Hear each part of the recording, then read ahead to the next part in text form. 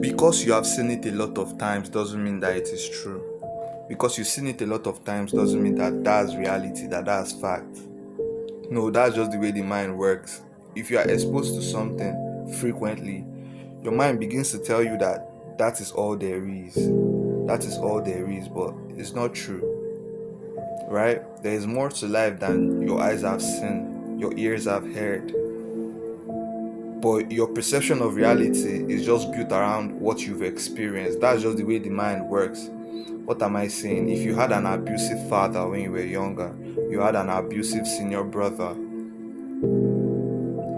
from a young age, and your first experiences with men were with abusive men, it is natural to think that most men are abusive, to walk this earth thinking that all men are abusive or most men are abusive. But that's just not the truth, right? Not all men are abusive, right? There's always a balance to everything in this world. We are always going to have abusive and non-abusive people, but your mind is going to keep lying to you, telling you that most of them are abusive and that's a lie, or all of them are abusive and that's a lie, because of what you've been exposed to.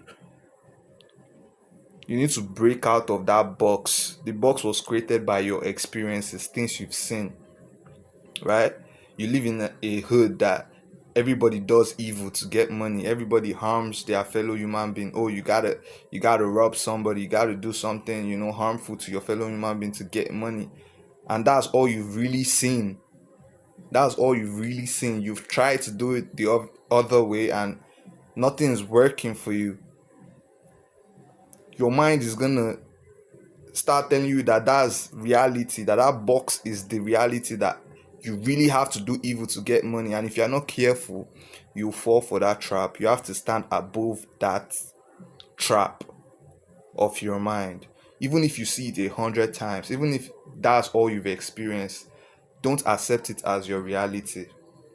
Don't accept it as a belief. I said it before that a belief is anything you've accepted as true.